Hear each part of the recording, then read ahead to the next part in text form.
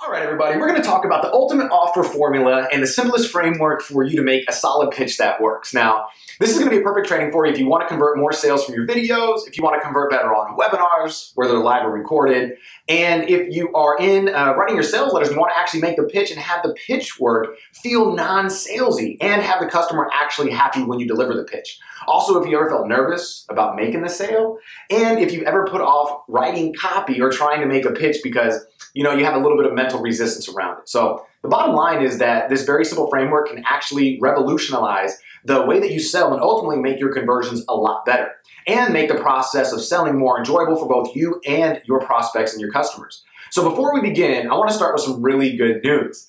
People love to buy. I mean, we all do.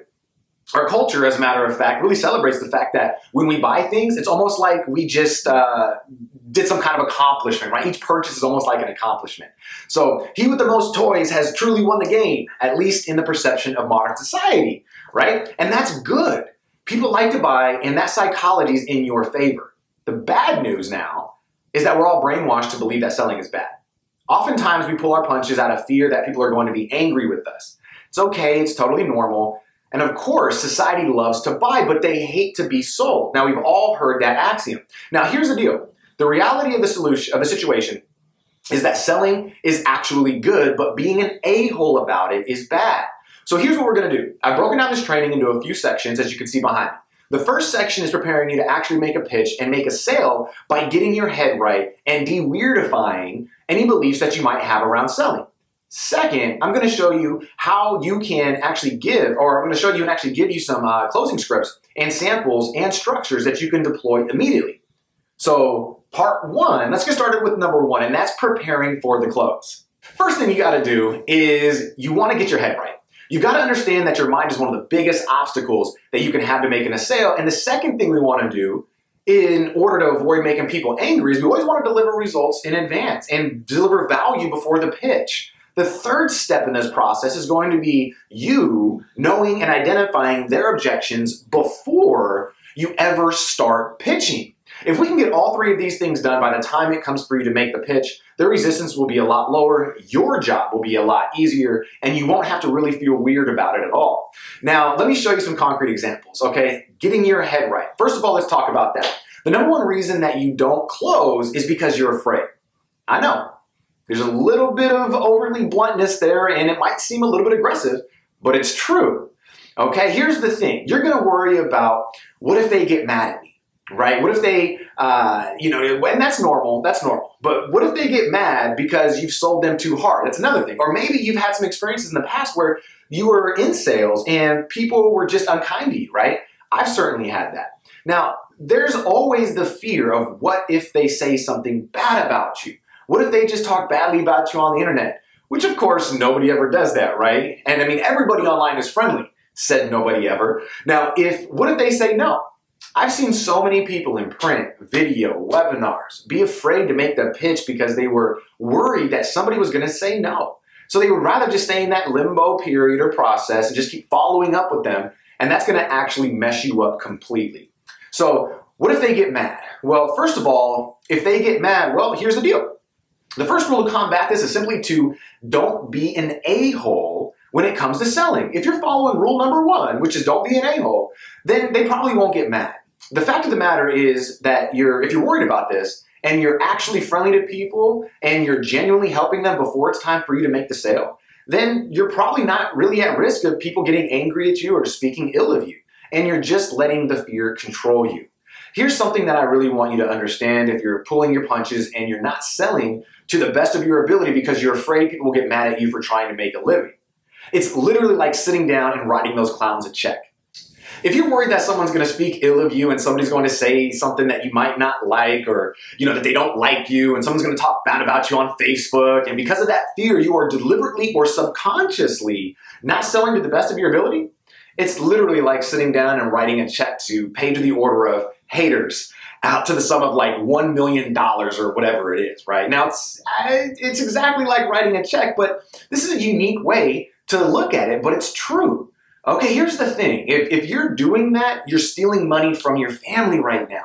Stop letting your family down in order to please people who will never buy from you in the first place. Now, here's the other rule. We have two things about about what if they get mad. Rule number one is don't be uncool to people and they probably won't be mad. Rule number two is some people are going to get mad no matter what, okay? Have you ever had that happen where you give your best material out and you're as helpful as you possibly can be to the market, and some people are just infuriated with you over the fact that you're trying to help them make a living, or you're trying to make a living by helping them? It doesn't matter. You can send them a $100 bill in the mail and they'll still be mad at you that it wasn't $200. Or they'll be mad at you for insinuating that they needed $100. Let's just be honest with each other, okay? Some people you just cannot please. So here's the deal on how to deal with those people, okay? If you know that some people are going to get mad anyway, no matter what you do, you might as well just keep doing the best that you can and not worry about them. The only thing that you can really control is part number one, which is don't be a butthole, okay? Now, how do you not become that person? How do you not be an a-hole? Well, number one is to only preach to the choir. Step number one is, I'm going to explain that right now. Here's what I mean by that. People who hate direct response, hate advertising, and think that capitalism is bad are never going to like me no matter what. Okay? It doesn't matter what I'm doing. These people are going to think that I'm the worst person ever because they have this belief system that direct response advertising is bad and sales is bad. I hate advertising. Capitalism is bad. It doesn't matter what I do. I can be the nicest person ever, help these people beyond belief. They're still going to hate me because their belief system doesn't match up. If I'm trying to sell to these people, I'm basically doing the opposite of this right here, right? I'm preaching to the choir. You always want to be delivering your sales presentation to people who are predisposed to want to buy from you. The way to do this is we target our ads properly. We call out to the choir, so to speak, in our copy before they're able to see the sales presentation or whatever it is that you have them running to. I'll give you another example. As you know, I like to sell stuff about turning advertising into profits. That's what we're all about, right? So the wannabes or get-rich-quick people would really categorize me as being an a-hole because that's easier than actually working, right? So let's say that you're in the fitness and you're selling, if you want to get fit, work out really, really hard and watch your diet. Well, people who are super lazy and are only looking for a quick fix are going to hate on you because hating on you is actually easier than doing the work that's necessary to get the result that you're trying to help them get. You want to avoid these people, okay? There are always ways that you can do it in your copy. There are ways that you can do it in your targeting for your ads. But these people, these are the people that you need to avoid, okay? Now, if you're only preaching to the choir, metaphorically speaking, if you're only trying to sell to people who are predisposed to already be in agreement with your way of thinking, you're really going to not have this issue, assuming that you're nice to them, right? Going back to step number one. Another example is committed functioning entrepreneurs who like direct response will be cool with just about anything that I talk about, except for if it's lies or insults, right? So if I'm trying to sell my type of stuff to people and I have a choice of who to sell to, the folks that I want are people that are highly committed to long-term thinking, that are doing a real business, that are actually selling things on the internet. So they're not the get-rich-quick, one-click wonder type of people. They are true entrepreneurs and they're students of direct response. These guys are going to be pretty cool with pretty much anything as long as I'm not dishonest with them and as long as I don't insult them. So let me ask you a question. Do you intend to be dishonest with people? Do you intend to insult them? Of course you don't, right? So you can achieve this goal right here by simply avoiding the wrong people and preaching only to the choir. Now, number two, as you can see on the board, is polarize from the beginning. Okay, step number two is interesting enough. You want to polarize these folks. And polarize and not being an a-hole kind of don't really go together because one of the ways you polarize is you offend people, right? So that's interesting, but think about it like this. The more repulsive you are to the people that you don't want, the more magnetic you become to the people that you do want. Now, doesn't that make sense? Okay, of course it does. So now that you have that information, you don't want to be confrontational about this, but it's totally okay if you become confrontational if you want to be. Okay, we all know that that kind of confrontation always sells. If you're polarizing the people who are predisposed to like you and are going to like you more because you're saying, hey, this is not for you. Now, in the example I gave you earlier, let's say this is not for people who hate exercise. This is not for people who want to sit on the couch and eat ice cream all day. This is not for someone who's looking for an easy button. If you truly want to take control of your health and fitness, you need to be committed of doing whatever it takes to extend your life. have the most energy you can so you can take better care of your family and enjoy the quality of life that you deserve. Now, if you're not that person, this isn't for you. That little chunk right there is an example of polarizing, okay? Now, the people who want to sit on the couch and eat Doritos all day, who are going to hate on you anyway, are already going to be turned off, okay? You see how we did that? Now, the people who are going to be the choir, so to speak, they're going to like you even more. So once you polarize and be ultra magnetic to the people who you want, you have a higher level of affinity with them, which makes you closer, makes your closing process a lot easier, okay? Yes, this is a training about closing, and I'm trying to help you set the stage for the ultimate close. So let me give you an example of this, okay? A while back, I ran a survey, and on that survey, I basically asked a few questions, and one of the questions was, hey, do you want to get rich quick? Are you looking for an easy button, basically? And you'd be surprised that there were a few people, actually, who said yes to that. Well, what we do is when we started that webinar that we ran the survey to before we actually launched the training, is we actually called them out in the very beginning of the training and said, look, if you're a part of this very small percentage of people who said that they really don't want to do the hard work, then you need to hop off this training right now because this isn't for you, right? And the response to that was incredible because we were able to get back from the people who were actually the choir, right, to fall in love with that message, to say to themselves, man, this guy's telling the truth, okay? And then we start to build this camaraderie because now they're on my side. Now they're saying, okay, but now I get that. Yeah, all you guys out there that are thinking like this, you guys need to hop off because you're wasting it for us. Okay, so just think about that when next time you get on a training, do a little bit of surveys if you need to, but getting that data and being polarizing in your message is going to help you tremendously. Okay, now here are some examples of how I did it, okay? The nice way was just to say, hey, you know what? If you're this little minority who said, I only care about free traffic, and you know, this probably isn't for you. You're probably not going to like my training. You might just want to leave the training now. Now, that got a little bit of a response from people who were on the training. They're like, yes, you know, thanks so much for being forthcoming. I agree, I committed, I'm an entrepreneur. Some people are like, hey, you know what? I'm not into this. Affiliate marketing's great. Free traffic's wonderful. And I'm like, okay, great. This isn't for you. Good luck with everything you do. I'm glad that we were able to get this out of the way. Now, that was my old polarization. The next thing I did was tested it again, and it became very confrontational about it. I said, listen, if you're one of those small group, one of the minorities who wants the free traffic and to do the easy things, right, then I do not want to help you. Actually, I refuse to do so. Because of the fact of the matter is you're not really an entrepreneur. If you're not willing to put forth risk into the marketplace, then you just aren't actually an entrepreneur. By sheer definition, an entrepreneur is someone who takes risks. There's no risk in free traffic. Basically, what you are is a freeloader. The fact of the matter is, I don't want to help you get off of my webinar. I wish that you could have been there to see the results from that and the reaction from that. I had very little yip yet from the undesirable folks who are just freeloaders and don't want to really actually build a business.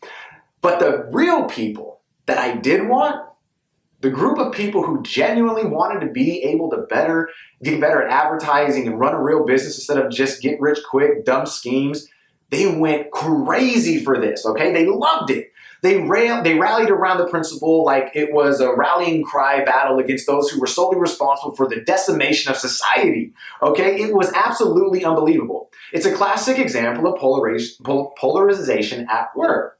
When you polarize and you're deliberately repulsive to the ones who are most likely to say no anyway, the ones who are most likely to talk bad about you and the ones who are most likely not going to like you no matter how cool you are, when you try to repel those people, the ones who you do want and are going to become more magnetically attracted to your message, and they're going to be more set up for when you go to make your pitch.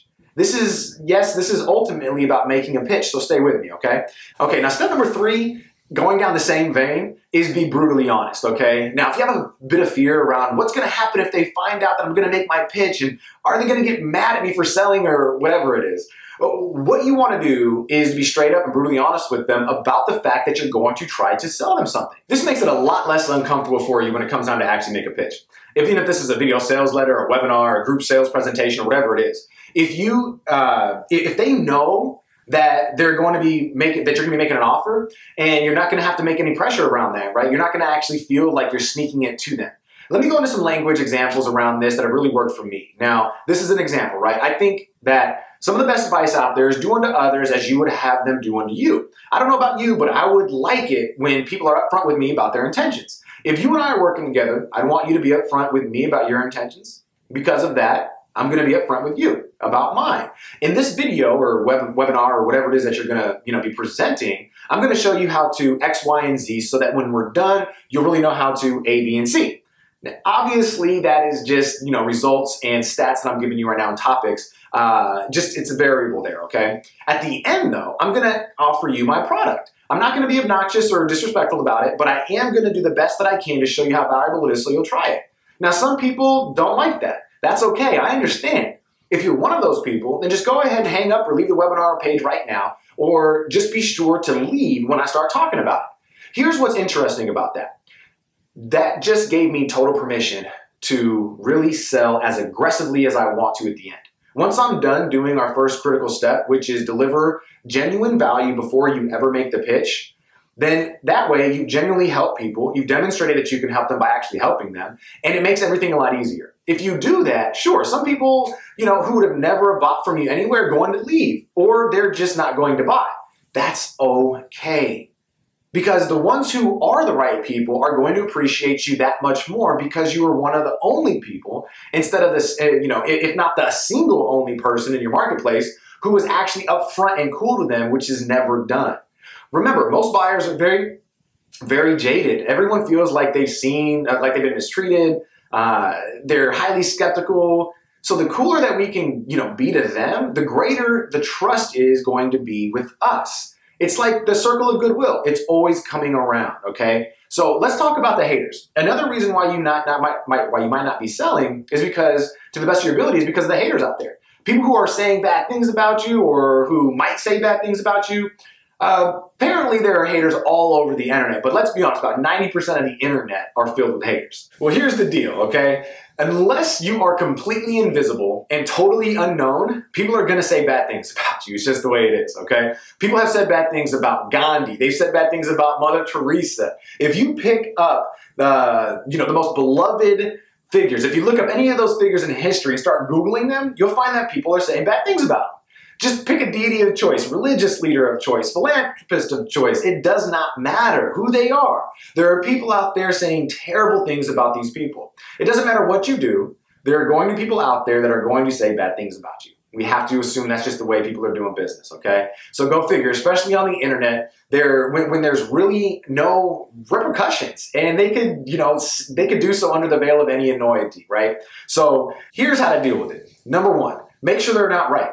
If what you're selling is genuinely good and you're honest and upfront about things and you're not being a butthole, then in the inevitable event that you do make mistakes, you can fix them. Then they're not going to be right and you can basically ignore it. The number two thing is if they are right, which is going to happen, you will make a mistake eventually. We all do. If you get hated on for screwing up and you actually screwed up, simple process. Own it. Damn, I screwed up. Fix it. It's fixed now. Thanks for bringing it to my attention. Boom. End of problem. And there you go. If they're not right and they're just hating on you, which is definitely going to happen, then ignore it. It's not going to make you any money. Don't be the guy who says, to your children, hey, congratulations, kids, on getting into Harvard. Unfortunately, Daddy couldn't pay the tuition because he was afraid that AskClown69 might call him some names on Twitter. If you're letting this fear diminish your willingness to actually sell, and that's essentially what you're doing. So you are deliberately making a choice either to sell or not to do business to the best of your ability because you have this fear of the inevitable people acting typically under the guise of anonymity, disagreeing with what you say, aka hating on you on the internet. So it's not going to kill you if they do, which is inevitable, but make sure that they're not right. If they're right, then fix it. That's it. Simple thing. If you give into this fear, frankly, you deserve to lose. I'm going to be honest with you. If you give into the fear of others hating on you, deliberately pull your punches, you deserve not to have the success. It's actually it's a self-inflicted wound at that point. Here's the deal. Success does not reward the weak. Period. Don't be weak, be strong. Understand that people are going to be hating on you. It doesn't matter as long as you're being cool, as long as you're taking good care of people, as long as you're doing the right thing, as long as they're not right, then move on, proceed anyway. Let the success be the best revenge, okay? Now, another thing that can mess up your head here when it comes to selling is the fear of no. And it's totally normal. It used to happen to me when I was a real estate agent, right? I was the worst realtor ever when I look back on it, okay? Because I wouldn't make the sale right when they were right there. My job was just to continue to follow up with them, schedule new meetings, show a new house. I would never actually ask for the close, okay? And I would be terrified to follow up with them because I'd be afraid that they would say no and I wouldn't have my deal working. It was almost like the illusion of a prospect who hadn't said no yet felt better than getting the actual no. I would just never go for the sale because I was afraid of the no. So for some reason, it was more rewarding to me to do all the useless work than to just say, get a, hey, yes or no. Do you want it or not? It's totally normal if you have that fear. Here's the thing. Most people are going to say no. We're in the direct response and industry, right? So that's what following up and automation is for. If most people said yes, and most people didn't say no, however, you'd have like a 51% conversion rate or better, which is basically unheard of in this market, right? Here's the thing. When it comes to selling stuff online, a no just means not now, or show me something else, or I need more value first. It does not mean, oh my God, I hate you and I'm going to kill you and I'm never going to go to buy from anything from you ever again. Half the time, it just means I wasn't paying attention. I didn't really understand the offer. So don't be this guy. Hey, sorry, Mom, I can't pay for your in-home care because I was afraid people would just say no. So I didn't really go for it, but hey, this nursing home has great mashed potatoes. Enjoy yourself. Now, I know that's a little bit strong, but that's the reality of it. If you let your fear get in the way, you're letting everybody down. Everybody who depends on you is being let down by your fear of people saying no. Some are definitely going to say no. Just be nice to them and move on. It's okay. Now, if we look at number 2, okay, step number 2 in making the sales easier is always to deliver the value before the pitch. It's just normal and it helps your sale. Here's how. The more real value you give to people in advance before you ask for money, the more receptive they're going to be to your offer and ultimately your close. Think about it like this from a dating perspective. Let's say you're a single guy and you're looking for a wife, okay? You want to find the mother of your children. Do you honestly think that you're going to go to a bar, get some girl drunk and, do the thing with her and then there you go? She's just going to be the one? Probably not. You're going to have to invest, you're going to have to be willing to invest the time into that right relationship. You need to view every business transaction as being worth that much effort, being worth the right relationship. You should always deliver value before the pitch. You don't have to go and grab people by the throat and say, hey, buy right now or else everything's going to be terrible. That's not necessary. Online, we have the ability to follow up so much, okay? And I'll give you a hypothetical situation. We're going to try and close a business. Business owner. I'm me, basically. I want to sell automation stuff to someone with a business who wants to sell online.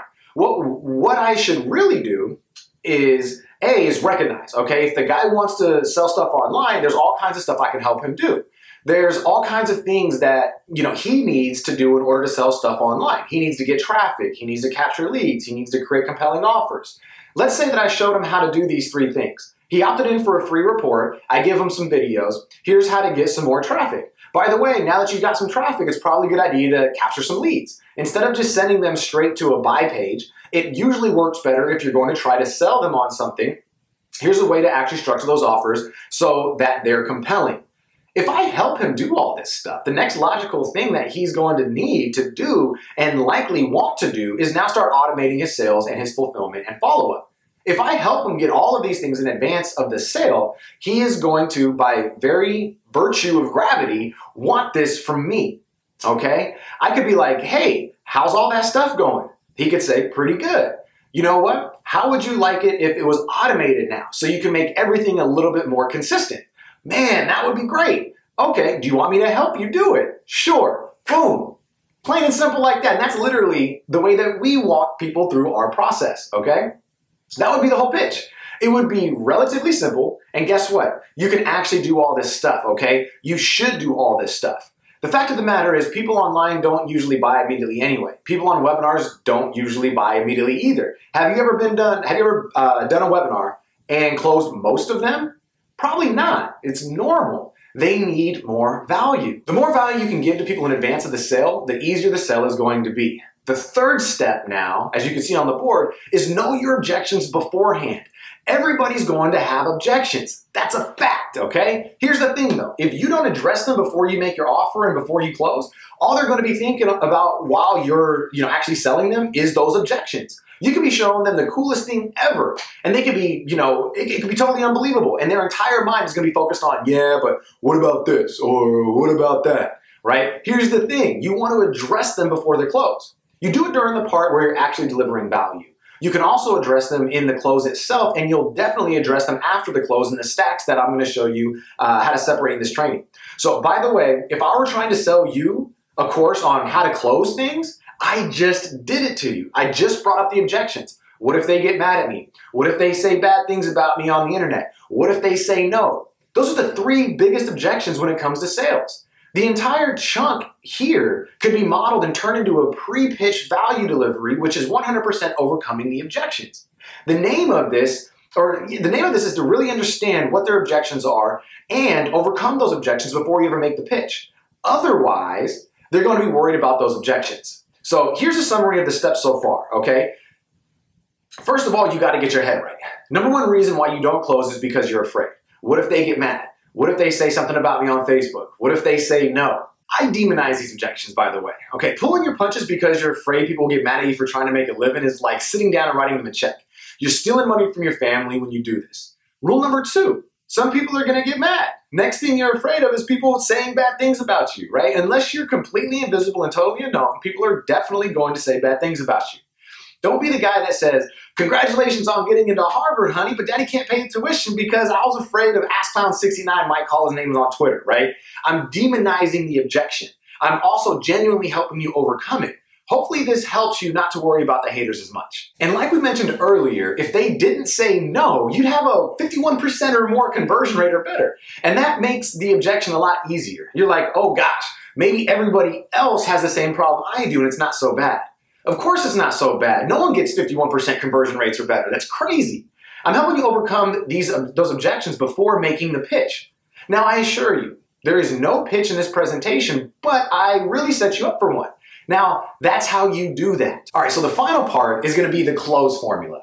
Okay, this is not a formula that I created, it's just something that I've expanded on, and I've gotten this specifically from folks that have the biggest names in the industry, right? You got the Dan Ogilvy's, you've got the Frank Kerns, you've got all these people that have actually done exactly what I'm sharing with you, and I've studied a lot of their work. And so, here's the formula. Okay, it's pretty simple. I've based it down in just a few steps over here on the board. I'm gonna go through them with you right now.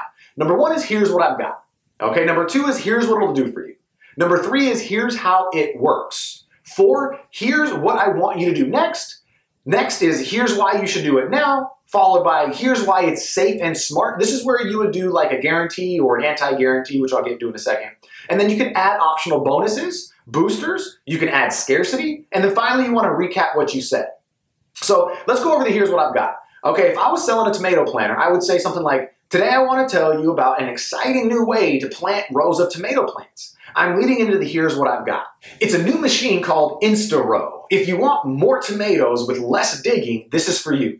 I'm literally now stating the name of the product. Here's what I've got. A new machine called InstaRow. Okay, here's what it'll do for you. The next phase here is here's what it'll do for you. What's great about InstaRow is you just hold it where you want to plant to go, and it does all the digging, setting, and covering for you. And it does it faster than you could do it on your own. All we're doing here in this section is just stating the benefits. This lets you plant more tomatoes in less time without having to do any manual labor. In fact, it's so easy to use, you get your stir-crazy grandkids out of the house working in your garden with you, and they actually enjoy it. Then we go into here's how it works. The next thing we want to expand on are the benefits that are attained. It's never really good enough to say, here are all the benefits you're going to receive, because people don't believe us. We need to demonstrate how those benefits are actually gotten. In this case, we'll say, InstaRow is a simple 5-pound machine that uses the sun, gravity, and robotic engineering to plant tomatoes automatically while you relax. You simply place the tip of the machine where you want the seeding to go and press the green button. InstaRow's solar power battery powers the unit's entire robotic system that actually digs the hole, plants the seed, and mists the soil and covers it up for you. The average seeding takes 12 seconds to plant automatically, which is 7 times faster than planting the seeding by hand. Plus, you're not bent over in the sun with a sore back and blisters on your hands. It's so light and simple that it's safe even for grandkids 5 and over. What I just did there is explained how the benefits are going to be fulfilled. It's not enough to say InstaRow plants tomato seeds for you automatically. I've got to tell them how it works. If you're selling information and it's a multi-module course, you're going to say, here are the modules that you get. Then you want to tell them how they get the benefits in each module. Whatever it is, you really want to go deep into how the benefits are gotten. Then we get into here's what I wanted you to do next. The next phase, of course, this is where we actually tell them to buy something. If you want more tomatoes and less calluses and backaches, I want to send you an InstaRow today. The price is just $197 and that includes shipping. Right below this video, you'll see a button that says, yes, I want more tomatoes. Click it and tell me where you want me to send your InstaRow. When you've done that, tell me how you'd like to pay for it and I'll rush it to you right away. I'm literally right now telling the buyer exactly what to do. First, I want you to send me an InstaRow today. That is a friendly way of saying, I want you to buy this. They're both still dependent on the purchase and everybody knows that. The price is $197 and that includes shipping, and here's when we're telling them specifically what to do. Right below the video, you'll see a button that says, yes, I want more tomatoes. Click it and tell me more about where I should send your InstaRow. When you've done that, tell me how you'd like to pay for it and I'll rush it to you right away. Here's why you should do it now section. On this step, we want to give them an incentive for doing it right now. Otherwise, the human nature of procrastination will win. We're always subject to gravity. In this case, gravity is human nature. The overwhelming human nature when it comes to buying stuff is going to be procrastination. It's also going to be self-doubt. Right now, we want to get rid of the procrastination, so we say, here's why you should do it now.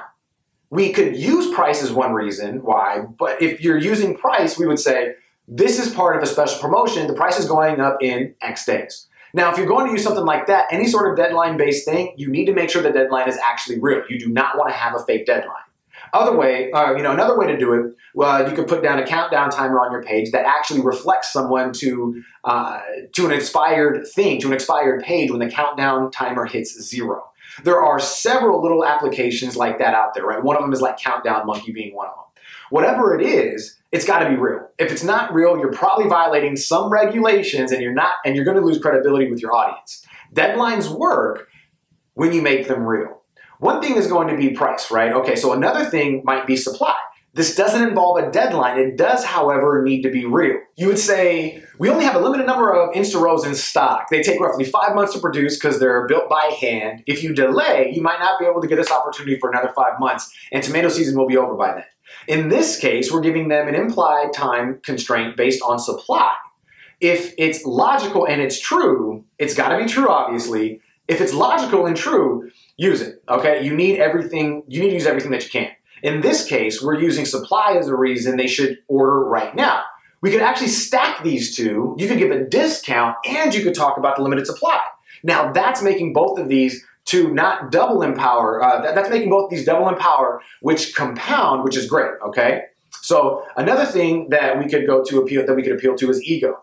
Let's say we're selling education products, okay? Here's why you should enroll today to prove to yourself and your family you're not a talker or a dreamer, but a doer.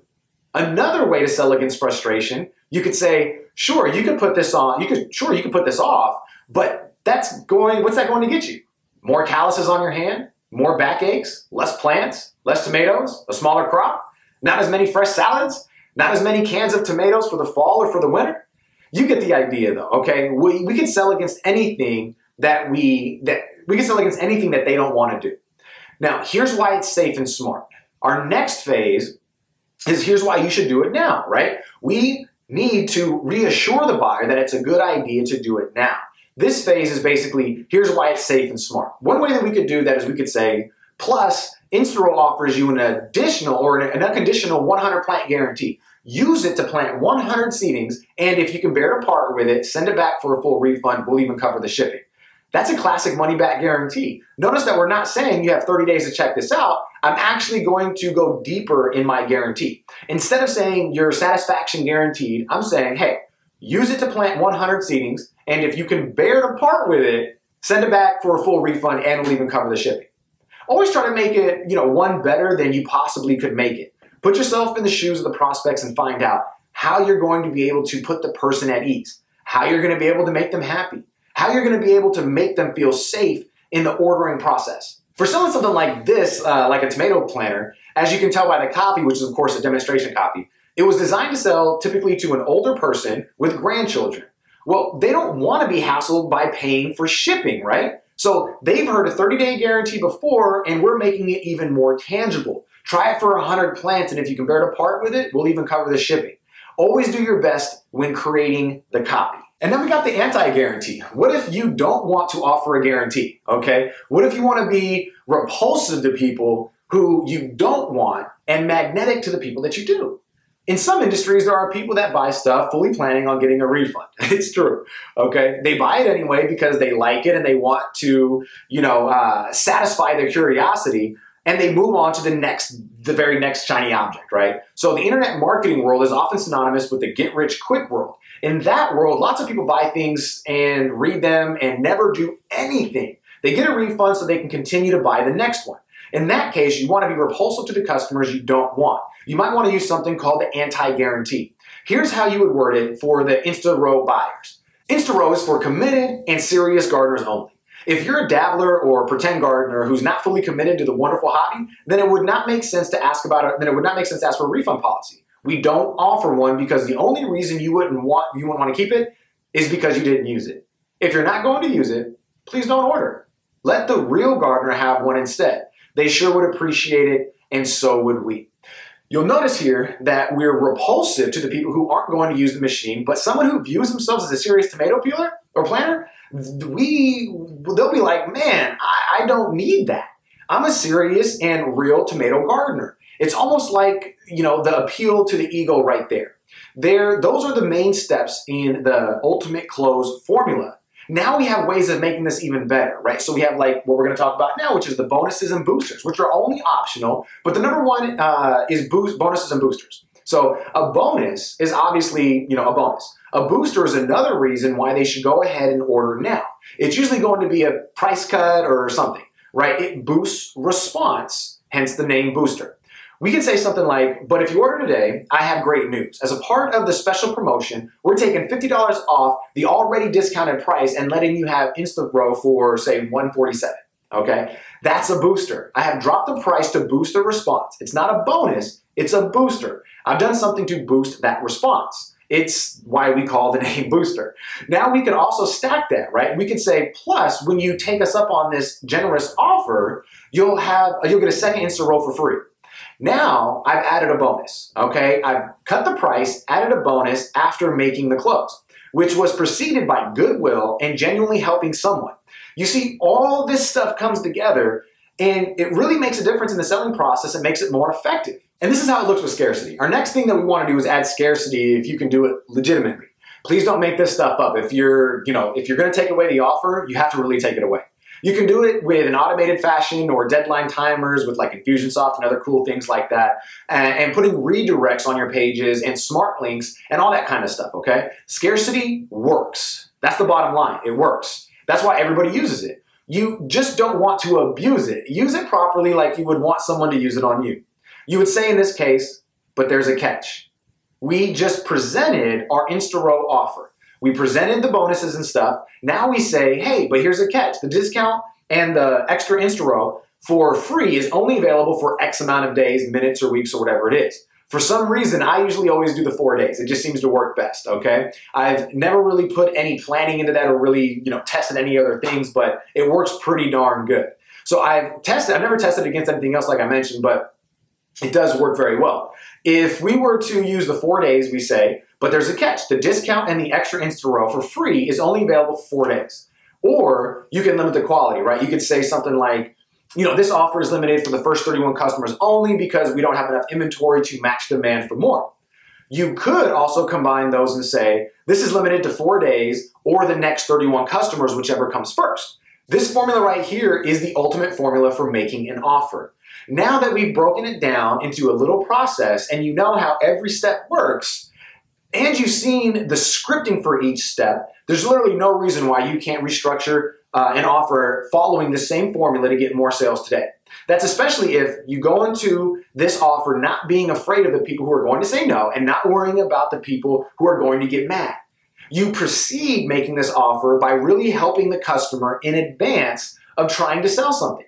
The InstaRow offer, obviously, we're using it as an example, and if there's a product called InstaRow, it's coincidental, okay? In this example, had I proceeded making this pitch with a series of articles or videos or even a webinar presentation about, how to find the right soil, types of families of tomatoes are what type of families of tomatoes are the best in certain geographical areas, tips on when to water, tips on when to plant, tips on fertilizer for maximum yield, etc.